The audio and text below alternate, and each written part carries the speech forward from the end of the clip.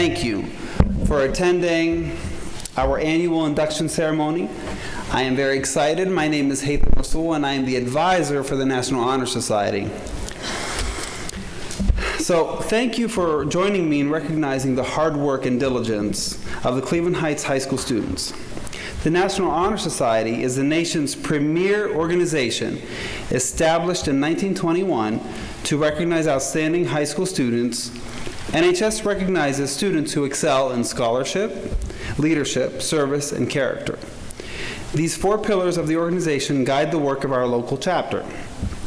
To qualify for initial membership in the National Honor Society, students must have at least a 3.5 weighted GPA in their second semester of their sophomore year. This year, I'm very excited to report that we invited 97 students to be a part of the National Honor Society, and 56 completed the application process. So, yes. So that is the highest number I've had in the last 4 years. So that's excellent. That speaks to our students, to our parents, to our teachers, to our community, to everyone. So I just want to highlight some accomplishments of the National Honor Society and what we do here in the building. So we basically act in an advisory role for the Hall of Fame induction, for the alumni induction. So I collect a group of image makers from the National Honor Society, and we look at the inductees for the Hall of Fame for the Alumni Association. We also partner with the Future Teachers of America, who are now called the Educators Rising Group, in the tutoring lab. So we sponsor a tutoring lab in the high school every day after school for about an hour, except for Fridays, of course. So that would be an expectation that the new inductees would do, is staff the tutoring lab and help other students achieve. We also volunteer for different things. So a lot of people send me information like, can you spare a couple of kids to maybe, serve at the pancake breakfast, to do different things. So we do a lot of that. Our biggest effort, though, is the tutoring lab. So we've had tremendous success with that over the last 6 years that I've been the advisor. So I want to thank Joy Henderson. I want to thank the stage crew for help with tonight's ceremony. And right now, and I also want to let you know that the officers are leading the induction ceremony. So once I sit down, I'm done until the end. They're going to do everything tonight. But right now, I'd like to welcome the Cleveland Heights University Heights Superintendent of Schools, Dr. Talisa Dixon.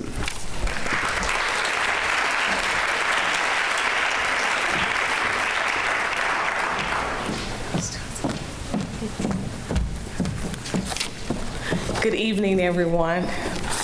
I am honored this evening to be in the presence of 56 academic scholars. Some of them are members of a superintendent's cadre that I have, so I know the leadership qualities that many of you have exhibited. For the 56 inductees being honored tonight, I know that you've all were selected in part of your academic achievement. Your demonstration of the 4 criteria, character, scholarship, leadership, and service, played a major part as well. But you also have given a lot of your time, your knowledge, and your energy.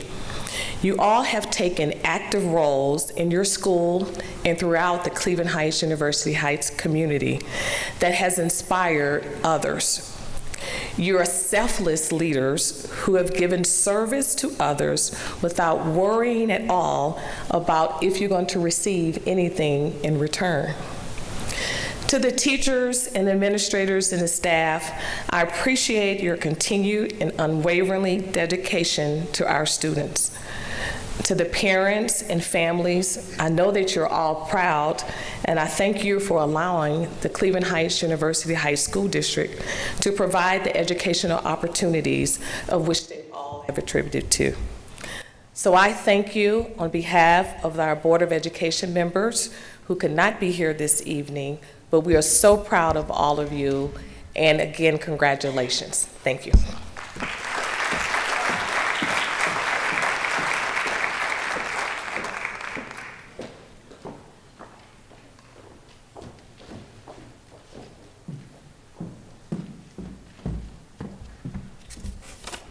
Good evening, everyone. I'm more than honored to be here with all of you today to recognize this group of talented, deserving, and conscientious individuals. I would like to commend you all on your hard work and achievements thus far in your academic career, and I look forward to all of your future successes and endeavors. You have all proven that you deserve this recognition through your accomplishments and dedication as outstanding students in Cleveland Heights High School thus far. As co-president of this chapter of National Honor Society, it feels appropriate for me to speak about leadership. So, what does it take to be a true leader? Or better yet, what makes someone a truly good leader? I personally have had the privilege to serve in a number of leadership positions, both academic and athletic, during my high school career. Having been captain of both the varsity lacrosse and soccer teams, as well as an officer in the synchronized swimming club, has taught me myriad lessons which I consider priceless. One of the most important things I have learned is how much leaders affect and influence the people around them on an individual basis. We aspire others when we lead by example. When people look up to you and respect you, how you respond to conflict and deal with stress is a standard that you set for others. For example, let's say you're overly stressed, exhausted, and overwhelmed, yet, through perseverance, you still finish all your homework and studying and make it to practice, rehearsal, or your job. Somehow you find a way to get everything done. Next time, when people who look up to you are neck high in homework, they'll remember that you did it, and so can they. They respect you, aspire to be like you, and are stronger because of you. By setting an example, a leader has the power to affect change one person at a time. To put it simply, in order to not just be a leader, but more importantly, an effective and respected leader, one must be humble, motivational, strong, open to learning new things, responsible, supportive, and able to make difficult decisions. But applying these concepts in real life can be challenging. One of the many goals of National Honor Society is to properly represent this and teach this very kind of leadership. Once you all learn how to do these things, you will be a step ahead on the leadership roles you are expected to assume throughout your lifetime. In fact, you are already becoming leaders just as high schoolers, as new members of NHS. As a member of this organization, you are now a leader in both your school and community. It is now your responsibility and privilege to serve as a role model who is both confident in your ability to promote fortitude and justice and inspires others to do the same. This is one way in which you will be a leader, and I am confident that each and every one of you has the ability to fulfill these roles at Cleveland Heights High School. Your parents, your school, and myself are very proud of you, and you should all be proud of yourselves too. You have all taken another step forward in a lifelong journey of excellence, which in actuality is a greater reward than any certification or medal one could ever receive. For this, I commend you and wish you good luck for the upcoming school year and for your future as prominent leaders. Thank you, and here's Flannery Jewell to speak about character.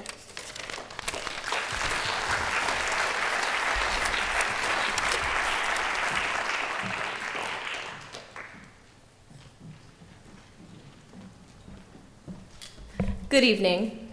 Congratulations on your achievements, which have given you the opportunity to be here tonight amongst the highest achieving students at Cleveland Heights High School. Congratulations also to the parents and educators that have set the standards for you to rise and become a person of integrity, diligence, and character. A person's character is the foundation on which they build their life. Character cannot be measured numerically. It is how we deal with the obstacles life may throw at us, and it is reflected in our thoughts, our choices, and our actions. Character is not based on who someone tells you to be or what your peers may think, but instead, it's about knowing what is right and following it. It's about setting goals and achieving them for you. It's doing what is right when no one is looking. By being inducted into the National Honor Society, you have proven to be dedicated to the pillars that we pride ourselves on. You are all at the top of your respective classes academically, proving your commitment to scholarship. You have given your time back to the community in various ways, showing your dedication to service, and you have proven to be role models for your classmates. While being inducted into the National Honor Society is an award for your character to this point, it is also an opportunity for you to keep setting higher standards, loftier goals, and continuing on the road to success. I wish you all the best of luck in high school as you shape and maintain your own pillars of character. Thank you. And now, Anna Crowley will speak about service.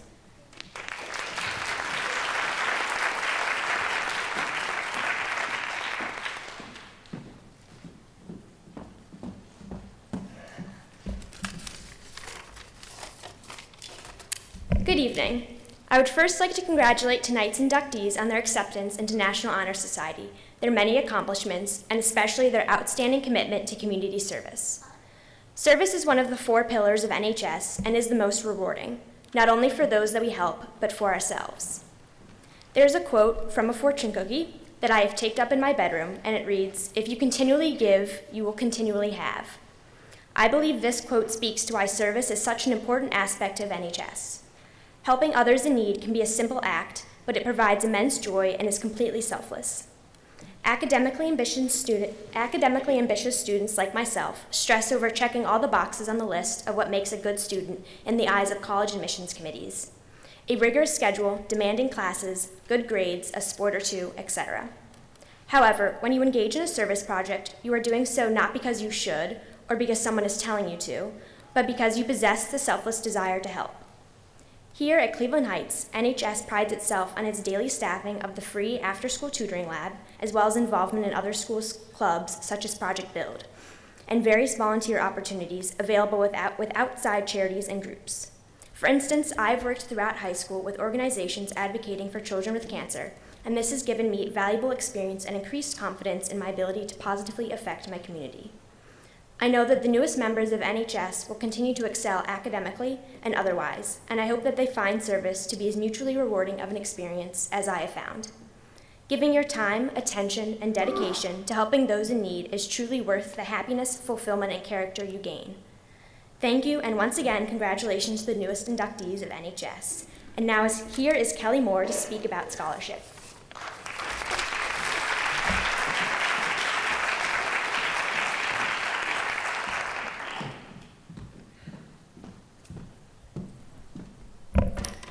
Congratulations to all of you who through your efforts and studies were recognized as the perfect candidates to be the newest members of NHS. An honor such as this is a great opportunity for the school and the community to recognize and celebrate the choices and sometimes sacrifices all of you have made.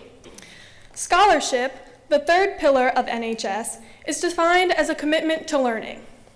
But I think what makes an NHS student truly unique is not only their commitment to learning, but also their passion for it. Striving to always further your knowledge is not an inherited trait, but one that is crafted through diligence, dedication, and drive. These things are fueled by the desire to understand, to go above and beyond in order to fully grasp each lesson and its future applications in the real world. In the world we live in, oftentimes our level of scholarship is associated with a number such as our GPA or ACT score. And I find that disheartening because a person's whole worth of knowledge cannot simply be lumped into one number. I believe that the National Honor Society recognizes this by finding well-rounded students who emulate all 4 pillars, and that the students who are given this distinct honor have embarked on a quest for knowledge not only in the classroom, but outside of it as well. So I encourage you to continue that quest through NHS and throughout high school.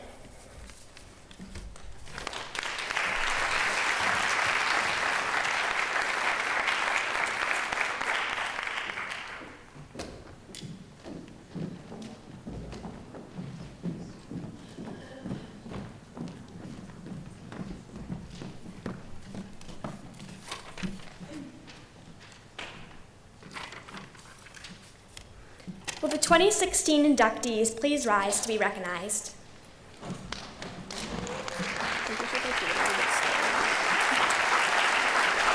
I'll wait till I get past. Eric Adeamon. Rissa Allen.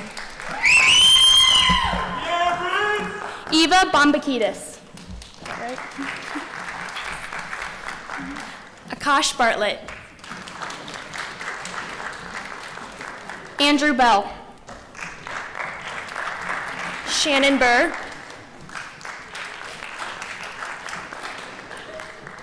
Alexandra Boyd.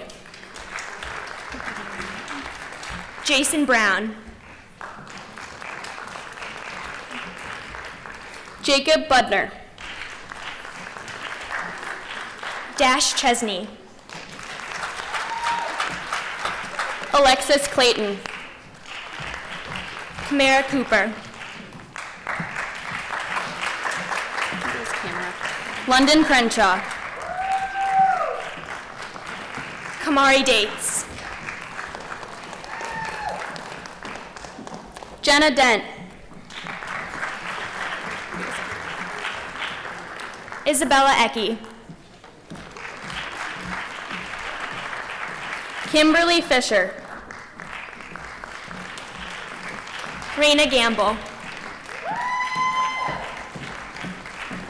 Christopher Garrett. Hannah Gilson.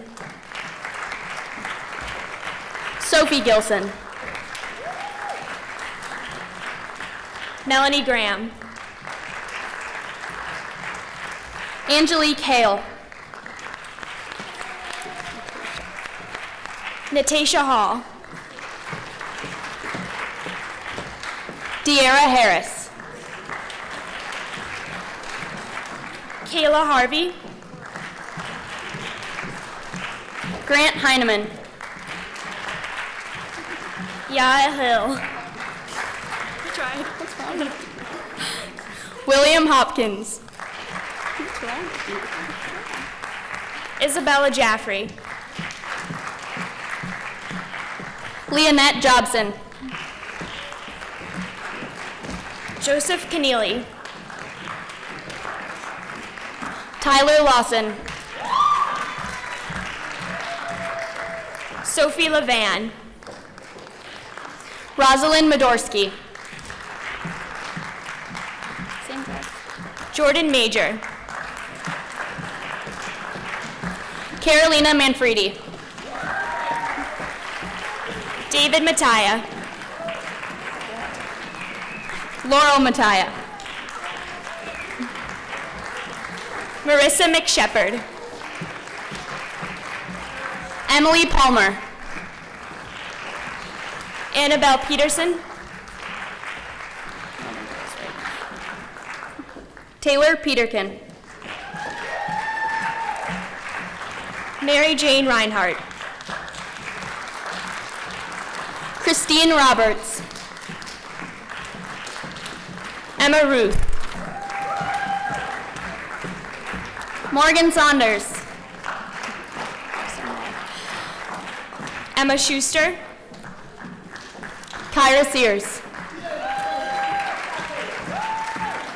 Alexis Thompson. Nakia Wells. Kenya White. Riley Wildman. Michaela Woods. Gwendolyn Wright. And Nina Yao. Okay, so we have to wait till they...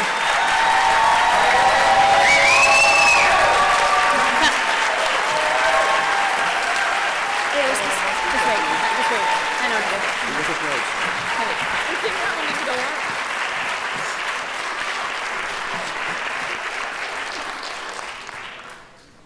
Congratulations to the 2016 inductees. Please rise for the pledge.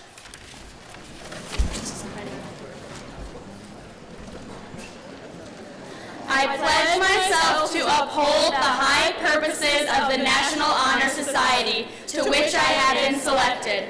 I will be true to the principles for which it stands. I will be loyal to my school, and I will maintain and encourage high standards of scholarship, service, leadership, and character.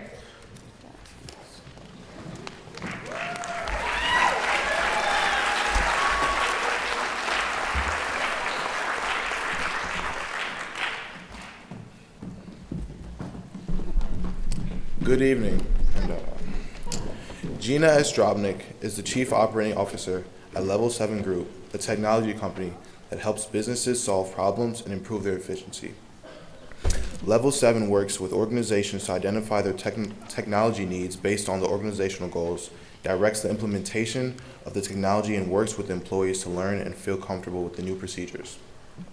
One of the things Ms. Drobnick likes most about her work is the process of working with her clients, both the employees and leaders, from the beginning of a project to the end. She especially enjoys guiding people through the early stages of confusion and unfamiliarity with the new system to the final stages where the users have mastered the system and are happy with the improved outcomes. She has worked with clients that include Coach, Hallmark, Safeguard Properties, Cuyahoga Community College, ICI Paint, Key Bank, Invacare, the Centers for Medicare and Medicaid, and the Department of Defense. Before joining Level 7, she worked for Ernst & Young's and Arthur Andersen's consulting practices and was an associate partner in Brulin's Creative Group. She graduated from Cleveland Heights High School in 1989 and has a bachelor's from the University of Michigan. She has 2 children, a second grader at Canterbury, and her youngest will attend kindergarten at Canterbury in the fall. Will you please give a warm welcome to Ms. Gina Drobnick.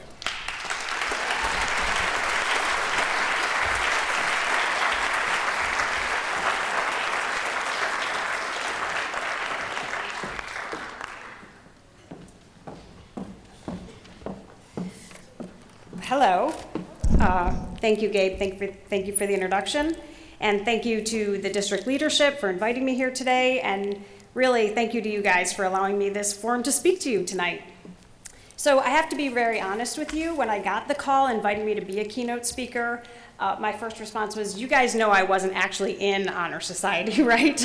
My siblings were in National Honor Society. My grandmother was in National Honor Society, but Gina was not in the National Honor Society.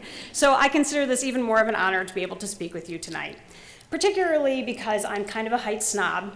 I believe that students that come out of the Heights District are just better than other students. They're smarter, they're better able to think about problems, they're better able to interact in the world and in the community. They understand difference. They can address complex problems. And I'm here to tell you from the other side of high school how what you're learning here today will make you exceptional in the workforce going forward. So let me talk a little bit about myself. Actually, I'm going to talk a lot about myself tonight, so if you get super bored, just let me know. But I thought that sharing some of my lessons learned would be interesting for you. So I was born in Cleveland Heights. I'm the 3rd generation in my family to raise a family in Cleveland. It's real hard for me to stand still. Like, I'm sorry if I move a lot. I'm the 3rd generation in my family to raise a family here. I've owned 2 homes here. I owned Washington Lee Service with my father, which is across the street from what will be our future high school on Lee Road. I've served in a number of volunteer committee positions for the city of Cleveland Heights. I ran for Cleveland Heights City Council and lost. You're noticing a number of not things I'm proud of coming out tonight. I have 2 children, as was mentioned. One's a 2nd grader at Canterbury, and one is an incoming kindergartner at Canterbury. Both of them play hockey for the Heights Tigers hockey team. And I'm married to a man who grew up in Cleveland, but took kind of a different path. He was a private school guy, went to US, went to Princeton, went to Vanderbilt. And when it was time for us to decide what to do with our kids, we knew we could send them anywhere, but we intentionally chose the Heights District. And when I look around the room and I see you guys and I hear the remarks from the leadership team of National Honor Society, who I all want to hire, by the way, I am reminded again why I have my kids in the Heights District. I'm currently, as Gabe said, the Chief Operating Officer of a technology company. And when I took the position about, not that I'm counting, but about 17 months ago, the company was kind of a disaster. We were losing money. We had a number of very unhappy clients. We had a number of very unhappy employees, and our brand in the marketplace was sort of garbage. So I had a tremendous road ahead of me. And one of the things I did first was stand up a set of cultural values for our organization. And those values were innovation, respect, leadership, and service. 4 values.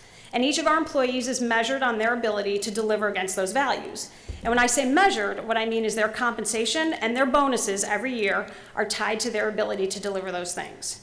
Well, when I looked at your application, I realized that your pillars and my pillars are exactly the same. We may call them different things, but when you peel back the layers, they really are the same things. And you should be glad and proud to know that not only did you complete an application that gave you entrance into the National Honor Society, but you demonstrated that you have 4 values and 4 traits that will make you extremely successful as you move forward. So what I want to do is talk a little bit about those, talk about how I learned them at Heights and how they've manifested themselves in my working career. We're going to start with scholarship because that was 50 points, right? That's a big one on the application. And what we call scholarship at level 7 is innovation, but it's really the same thing, right? It's the ability to look at data, understand data, solve complex problems, and come to some sort of solution or decision. When I was at Heights, I learned that in a number of different ways. The first way I remember was through a teacher, Mr. DiCarlo, who administered the first essay test I had ever had, not multiple choice, essay. Taught me how to kind of think out of the box, think differently, answer questions in a different way. Latin, I was in Latin. My family looked at me and said, who takes Latin, right? It's not even a spoken language anymore. Do they still offer Latin? No, okay. Well, what Latin taught me was how to take my SATs. And so though everyone made fun of me, when I got my SAT scores back, nobody was laughing anymore because I learned how to dissect complex words. Probably the biggest opportunity for me in high school to really demonstrate innovation and scholarship was at prom. Yep, prom. I, in my group of friends, was responsible for securing our transportation to prom. And I called a limo company. The limo company canceled 2 days before prom, leaving me in a crisis and potentially out of favor with all of my friends. So using the skills I learned at Heights to think creatively and strategically and out of the box, I asked my dad's partner, who owned the Rocket, you guys know the Rocket, right? Owned the Rocket, to take us to prom in the Rocket. Sure, our hair would be a mess. Sure, we had to hold down our dresses the whole time, but we were pretty much the coolest people showing up at prom. Now that is innovation at work, and I learned that here at, well, not in these 4 walls, but in the 4 walls over on Lee Road. So let's talk a little bit about character. To me, character is something important, and in our organization, we characterize that as respect. And character is something you guys have been learning through your entire time in the Heights District, right? It's the ability to interact with people in a way that demonstrates respect and integrity. And this will be one of the most valuable characteristics that you take forward. For me, I learned character in high school with a girl named Vanessa. Vanessa was a girl with developmental disabilities who at lunchtime sat at a table by herself every day. Other kids would be like smushed in the, you know, those big long, like, I don't know if they still use them, right? I'm really dating myself here. The big long cafeteria tables, they'd be smushed to, you know, 2 kids to a seat so that no one really had to sit with Vanessa. So one day, my friend and I decided we would sit with Vanessa. And what happened was, first of all, we were totally comfortable approaching her. It wasn't hard. We had conversations. She had conversations with us. And we kind of became lunch buddies. That ability to approach people with difference is a key factor in being successful in your life. About a year ago, we had a client in Joplin, Missouri. Many of our clients are like, ooh, oh God, I just spilled my water on the podium. Really sorry, I might not be invited back. Many of our clients are mid-market manufacturing companies that the majority of their workforce is undereducated. Many of them, English is not their primary language. Many of them have never used technology outside of their smartphone. So we go into these companies and we implement brand new technology, which is, as you can imagine, a pretty stressful situation. So this client in Joplin, the primary speaking language of its workforce was Spanish. Again, a relatively undereducated population, and absolutely no experience using any kind of systems. Everything they did was paper. So I thought, how can I approach these people with respect, ensure that they feel dignified in this process, but still make sure they learn the technology, because that's what we're getting paid for. So I decided to come up with a family feud game in Spanish. So all these guys walk in the room, and they are all guys, they all walk into the room, and they see Family Feud in Spanish, right? It's fun, it's something they're familiar with, it's in their own native tongue. It instantly put them at ease and enabled them to have a platform to really use the software and not be intimidated or scared. That's a lesson in character and a lesson in respect that grew from my days in the Heights District.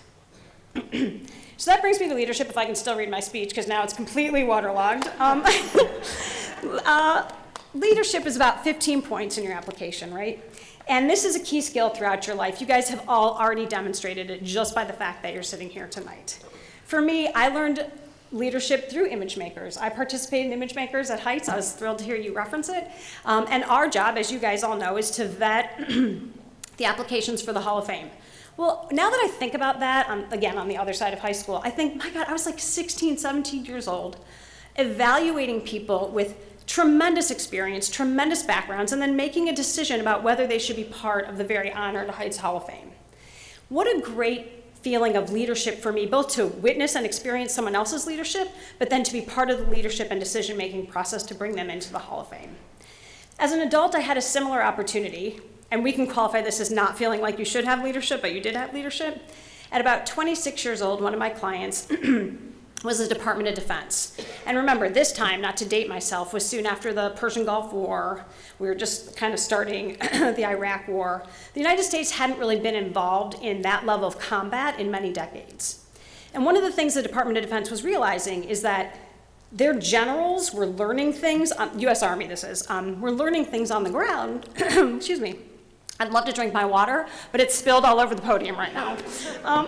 They were learning things in the field that they couldn't, that they weren't sharing with each other. So there were these silos of knowledge happening throughout our military. So we were hired to do a week-long session with some of the higher level, very decorated generals to teach them or to enable them and give them tools to kind of share their lessons learned with each other. So I was asked to facilitate this week-long session. Again, I'm in my mid-20s. I was asked to do it. I wanted to throw up. I wanted to quit. I wanted to do anything but have to face these people who were so accomplished. So I did what any good Heights person would do, right? I sat down, I researched protocols, because there are a lot of protocols. Like you're supposed to stand when they walk in the room, but you don't salute. There are definitely protocols in the military that as a civilian, we're not always aware of. I got it together, delivered the session, and it was great.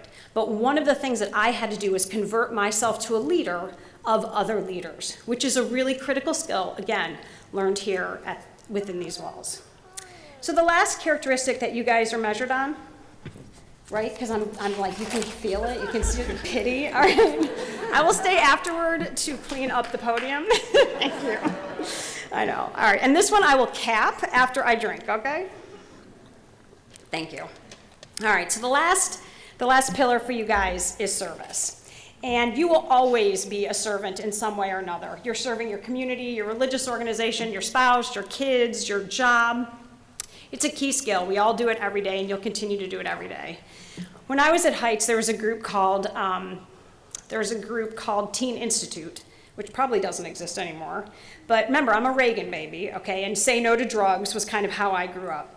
So the high school stood up a volunteer organization called Teen Institute that had high school kids speak to kids from elementary school, middle school, and high school about drugs. They felt that if kids were talking to kids, that it's a more open dialogue and a safer place to do it. Well, what a great way to learn service, right? First of all, to a volunteer organization, but the ability to be a servant and to offer service in a way that's not preachy, not judgmental, and is really helpful is a key way to deliver service. And again, I learned that here.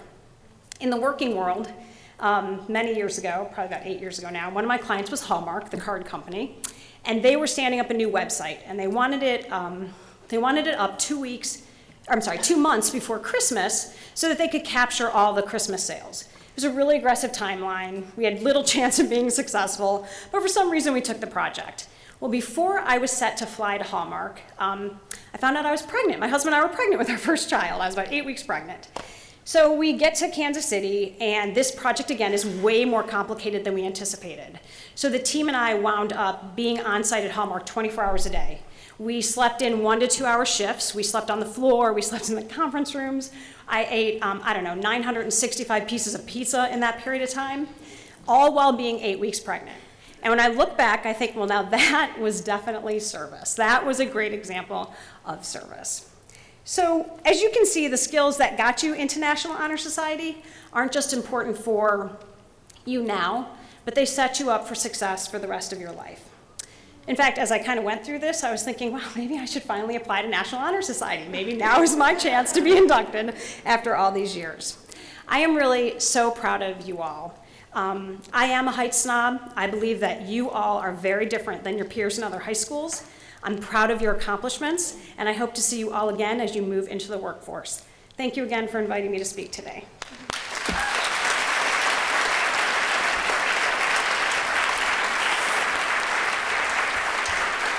I'll clean this later. Really, that's classy. That is classy.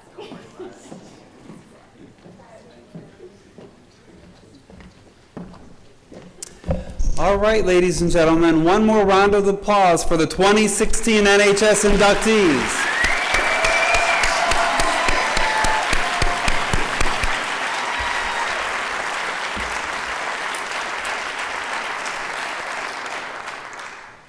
So, ladies and gentlemen, this actually concludes the formal part of the ceremony.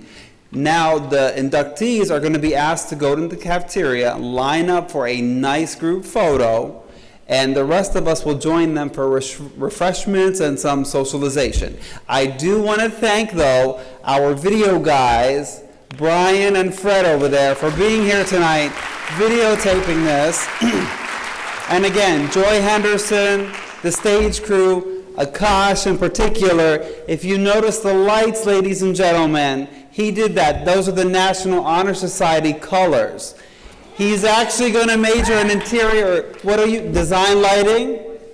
Lighting design. That's going to be his field. So if anybody's hiring, look him up.